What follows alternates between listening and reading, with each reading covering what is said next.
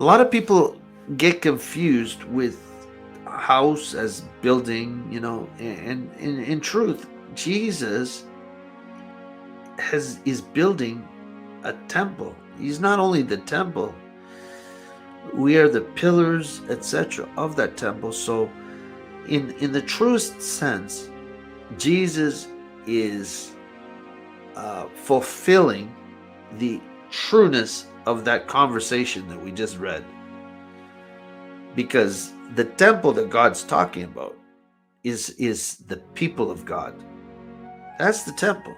It's not bricks and mortar. It's got nothing to do with this. But you know when you're trying to explain these things to people that don't get it, and there was a time and place, and so they were just functioning within their realm of what they seen. But always, God always had a message that was deeper. And that's the great thing about what we read, is the fact of the matter is that most of what we read, there's a essence to it, the depth of the message. And once you start understanding that, you can go back and really extrapolate, grasp what God is truly saying. And you can understand then at that point that he's not talking about animal sacrifice. He does not, that's a time and place, but that is not the message. That's not the end goal. That's something that had to happen to teach a bigger message that was going to be revealed through Jesus.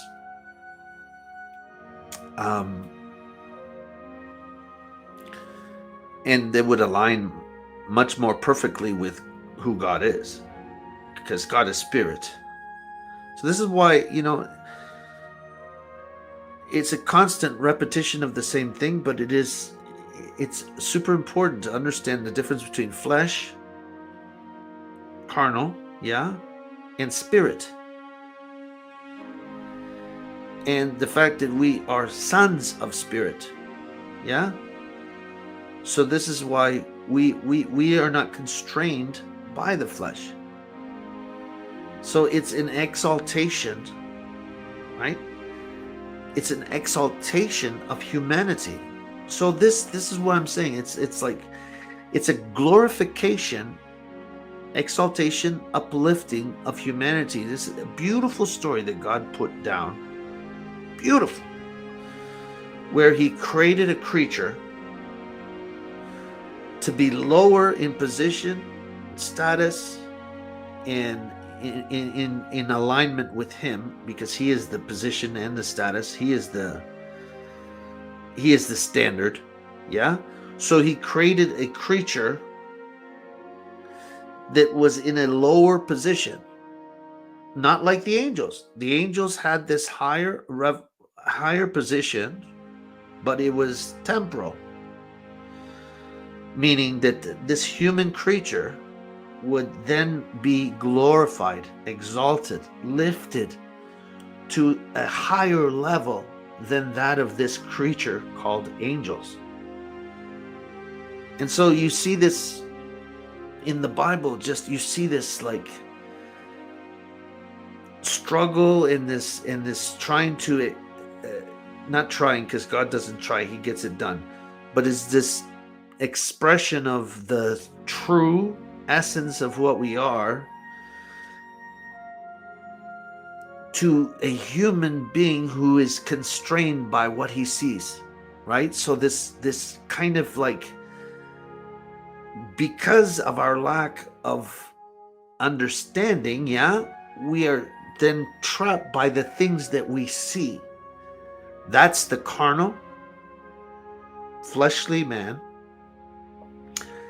And then the spiritual, which needs to come out of the carnal to become that of a spiritual.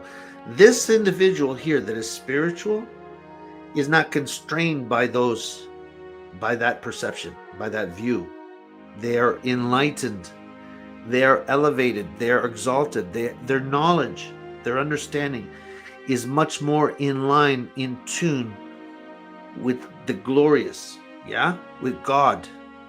This is the story of the whole Bible, and this is what the devil is trying to keep down to a bare minimum. That's why he's like telling that, and it's in every teaching and doctrine that you run across.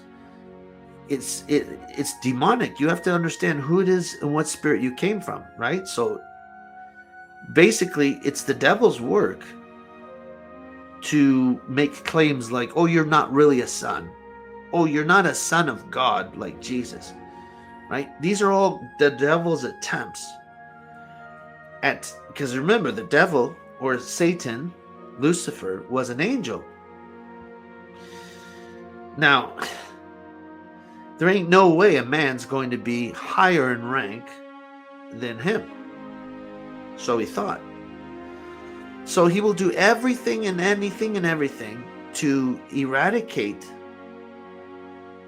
that loss of position, which he's lost already. He knows he lost, and so basically now he's really like grasping at whatever he can. And the thing is, it's working to individuals, certain individuals that think that simply because, you know, that they simply, they believe things that are not. When someone says certain things to me, it rattles me inside, right? Because you're playing on the words that the devil wrote. Okay? And so the words that the devil wrote is, well, number one, you're not a son. You're not truly a son. You're not a king. You're not a priest. You're no one. These are the devil's words. You're just a man. You're just a human being. Okay? And so he constantly tries to keep us down. But meanwhile, we have the revelation of God, which Jesus gave us, of our true identity. And this should be like, it should be like, when someone hears the true message, it should be like great news, good news. It's got to be good news. So it should be contrary to what everybody else is saying. It's like, well, you know, is this the end all, be all? Is this it? No. That's the good news. Right? We're going to continue, and all this pain and suffering and all this other stuff, this is going to be eradicated. But you can live right now with an incredible amount of peace. Yeah. Free and joy. You can get that. Today you can receive that. These links here, these just confirm more and more that, well, number one, humanity is way up there on the list of God's plan. Yeah, and we fell short of that, but we didn't end short. Through Jesus, God has redeemed us. Yeah, but don't let anyone tell you otherwise, because they work in the devil's way. So, you know, here's the couple things that I don't like. When someone says that they're not a son, like they're not a son, this irks me inside internally. Like, okay, if you're not born from above, then you're exactly not a son, right? Because you got to be born of God. But if you're born of God, of course you're a son. You're a son of God. If you're born of God, right? You're a son of God. Not sort of, not adopted, none of this. Adoption means uniting, bringing together. That's all it means. But the other one that irks me is sinner. People saying, I'm a sinner, I'm a sinner, I'm a sinner. No. You're a son. There's a difference. A sinner is the old man. A sinner is what you were. You're not a sinner anymore. You're a son. That doesn't mean you sin. But once you start to identify what you are, who you are, and who your father is, and what his will is, it's game over for Satan. Like, you start to resemble him. You start to watch what you say. You start to be careful what you speak. You start to avoid arguments. You start to, not study up on these things that people are studying on, but more working on your character, working on yourself. And the fruits of the Spirit are part and parcel of you being who you are in the Spirit. It's like, you want greater patience? Well, walk in the Spirit, right? You want to be more gentle? Yeah, that's important, to be gentle. Yeah, wise. Yeah, knowledgeable, loving, giving, steadfast, unshakable. These are all attributes of God. These are all things that your Father is, right? So how you do it is by doing the will of God. That's how you become. Like Jesus says, my food is to do the will of my Father. And he said it in the Beatitudes. Like, it's over and over. It's not like, well, you got there, no, you're missing the point. You want to. You want to. Anyone that said, look, if you give me fun or peace, I will pick peace all day long. Because fun is temporary. Peace is it's a person that has no worries. He's not worrying about anything. It's a state that you want to be in. Excitement, fun, nah. I'll take peace all day long. That's exactly what I want. And the thing is, not only will you be rewarded internally, yeah, and be strengthened internally, like become like a beautiful person, you will affect naturally. Here's the difference between a true Christian and one that's pretending to be a Christian. Is a true Christian, yeah, he doesn't try, he simply is.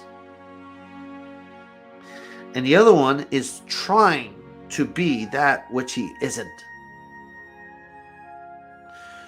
And the way to come into being that which you are is to simply submit. There is no other way but to submit to God.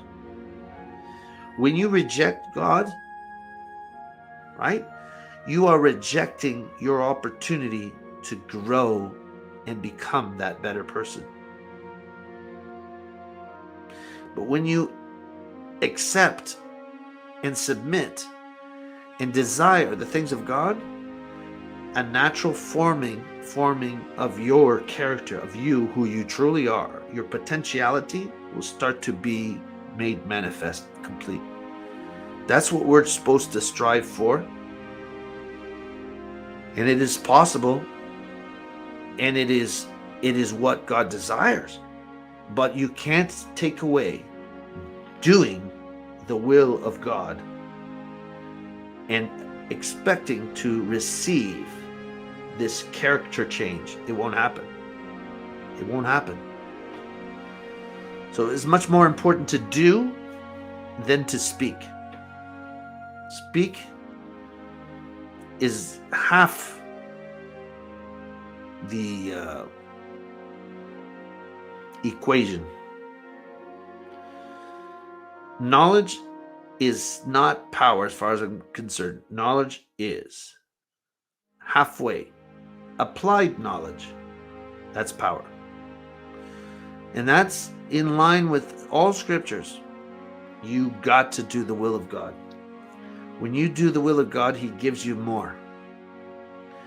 So, you can throw your hands up in the air and pray that the outpouring of the Spirit come upon you.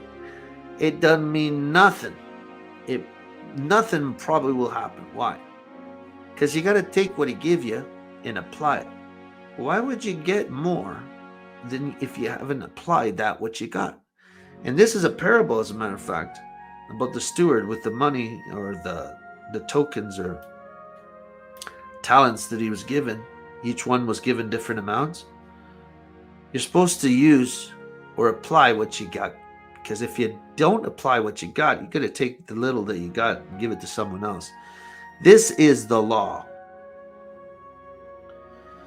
And most of us are like, give me more, give me more. Like if you don't apply this, right? So that's why it's important to participate in these live streams and do your own channel, whatever the case is, and share what's in your heart. And I always try to give people a platform to share, because this is you releasing what has been given to you. And when you release what's been given to you, then God gives you more. It's a constant flow. It's like you'll never run out. Streams of living water, or wells of living water, yeah? It doesn't run out, but it's like you got to outpour it. You can't hold on to it. That's contrary to the law.